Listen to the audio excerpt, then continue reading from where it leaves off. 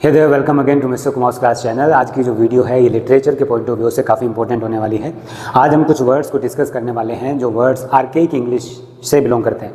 क्या आपके साथ कभी ऐसा हुआ है कोई नॉवल पढ़ रहे हैं या कोई हम चाहे लिटरेचर की बुक्स पढ़ रहे हों, चाहे हम 11th या 12th के स्टैंडर्ड की कोई बुक्स पढ़ रहे हो, तो उसमें कुछ वर्ड्स ऐसे आते हैं जो हमें काफ़ी कंफ्यूज कर देते हैं। ये हो सकता है दाओ या फिर दाए या दी। इस तरह के जो वर्ड्स होते हैं ये काफ़ी कंफ्यूजिंग लगते हैं, तो हमें पता ही नहीं होता क्या होता है। जैसे 11th क्लास की पोएम जो एक है उसके अंदर लाइन स्टार्ट होती है कि हु आर्ट दाओ। अब ये समझने में कई बार मुश्किल भी हो सकता है कि है क्या चीज़, क्या है ये आर्ट जो है ये आर है एंड दाओ इज़ यू, तो ये बन गया who are you.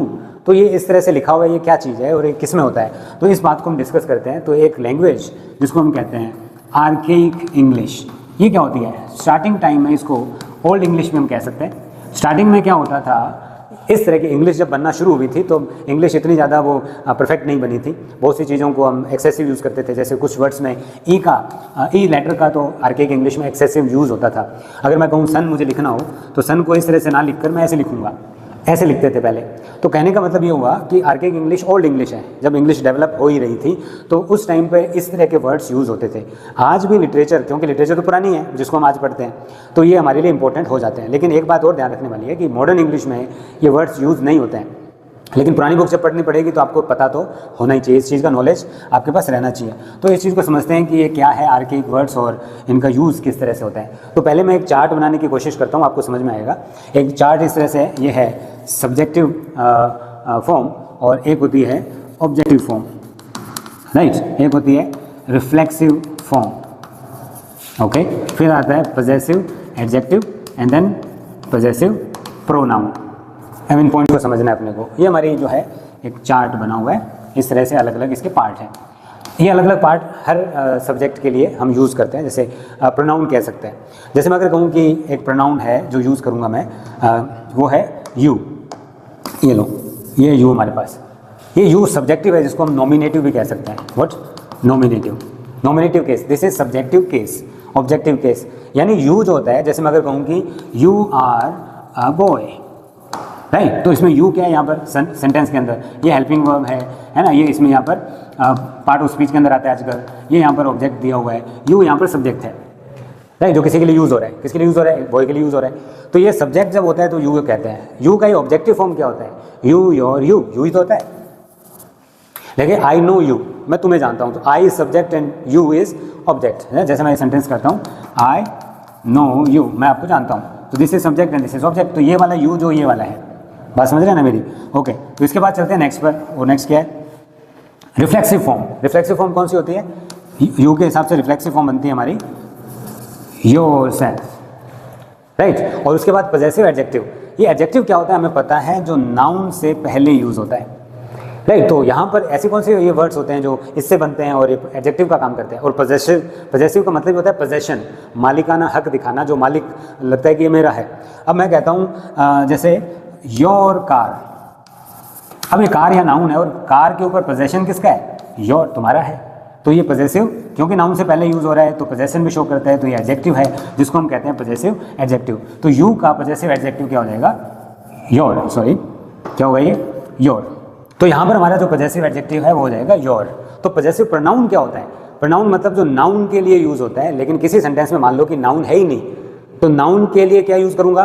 Pronoun use करूँगा। लेकिन उस सेंटेंस में नाउन नहीं होगा, तो मैं जैसे कहूँ कि दिस हाउस इज योर्स।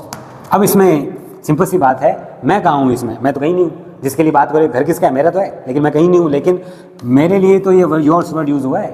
ये घर किससे बिलोंग करता है? अगेन घर बिलोंग करता है, इसका मतलब पजेसिव है। लेकिन नाउन के लिए यूज़ हो रहा है, तो क्या यूज़ हो रहा है? प्रोनाउन यूज़ हो रहा है। तो ये योर्स यहाँ पर क्या है? प्रोनाउन। तो यहाँ पर इसका क्या हो जाएगा? पजेसिव प्रोनाउन हो जाएगा योर्स। तो अब ये बात समझ में आ रही होगी आपको कि ये कैसे काम करता है। तो अब आ जाते हैं वापस अपने किसके ऊपर? आर्केइक इंग्लिश के अंदर। इन्हीं का ही ये अल्टरनेटिव होता है, इन्हीं के लिए ही इनको यूज़ किया जाता है जो आर्केइक वर्ड्स हैं। इससे अब अपने को आसानी से समझ में आ जाएगा। अब देखो होता क्या है कि जब मैं आर्केइक इंग्लिश यूज़ करता हूँ तो जो सब्जेक्टिव नॉमिनेटिव यू होता है, इसको आर्केइक इंग्लिश में कहते हैं THOU, दाओ। कैसे प्रोनाउंस करते हैं? दाओ। तो अपने जैसे बोला कि हु आर्ट दाओ, दाओ तुम कौन हो, तो सब्जेक्टिव इज राइट यू, जिसको हम क्या करें, यानी इसी के पैरेलल लिख रहा हूँ तो आप समझ जाओ कि ये नॉमिनेटिव केस होगा तो दाओ होगा। फिर आता है यू, अब इसमें ऑब्जेक्टिव है, अब इसमें तो मैं पता है कि यू और यू सेम होता है, लेकिन इसमें ऐसा नहीं है। तो जब मैं कहता हूँ कि आई नो यू, तो इसमें यू ऑब्जेक्टिव केस है, तो इसमें आर्केइक इंग्लिश में इसको क्या कहते हैं, दी। तो मेरा सेंटेंस क्या होगा, आई नो दी, मैं तुम्हें जानता हूँ, राइट। तो thee is the objective case of this you. And then reflexive form इसकी क्या हो जाएगी, दाई सेल्फ। ये बनती किससे है, ये बनती है पजेसिव एडजेक्टिव से। तो पजेसिव एडजेक्टिव क्या हो जाएगा इसमें, दाई। जैसे योर से बना योर सेल्फ, दाई से बना दाई सेल्फ। दाई मतलब योर, तो मैं कहूँगा कि अभी क्या था योर कार, तो मैं क्या बोलूँगा, दाई कार। दाई हाउस, तो योर ये पजेसिव एडजेक्टिव। और फिर बचा लास्ट में पजेसिव प्रोनाउन। तो इसका जो है आर्केइक इंग्लिश में पजेसिव प्रोनाउन हो जाता है THINE, दाइन। क्या बोलेंगे इसको, दाइन। जैसे दिस इज दाइन, ये तुम्हारा है, your, this is yours, this is thine. तो इस तरह से क्या होता है, ये आर्केइक वर्ड्स यूज होते हैं। लेकिन ये तो यू जो है वो हमें पता है कि सिंगुलर के लिए यूज होता है, यू आर अ बॉय। लेकिन प्लूरल को भी तो हम इंग्लिश में यू ही कहते हैं, लाइक यू बॉयज, प्लूरल है यू। तो लेकिन तब इंग्लिश में इसका आर्केइक में क्या यूज होता है, तो आपको बता दूं थोड़ा अलग होता है। अब देखो, जब यू मैं सिंगुलर की बात करता हूँ, singular, then it is then it is thou, what, it is thou. But जब मैं बात करता हूँ you as a plural, then it is ye, what, ye. अब ये साउंड इसका ऐसे आएगा। अब यहाँ पर एक बात समझने वाली है, मॉडर्न इंग्लिश में और बाद में भी ये बहुत पुरानी इंग्लिश में यूज़ करते थे। लाइक बात करें बाइबल की, तो बाइबल में ये लिखा हुआ है, लेकिन उसके बाद धीरे धीरे इसको यूज़ कम होने लग गया। तो आजकल दाओ ही यूज़ करते हैं। दाओ आप यूज़ कर सकते हो, सिंगुलर हो चाहे प्लूरल हो, दोनों के लिए। लेकिन पहले तो ये यूज़ होता था। जैसे बाइबल के अंदर एक वर्स है जो लिखा हुआ है, ye know not the god ye worship. Okay, क्या मतलब है इसका, ye means you all people of the world, know not the god ye worship, ye means you again. तुम नहीं जानते वो गॉड जिसको तुम पूजते हो।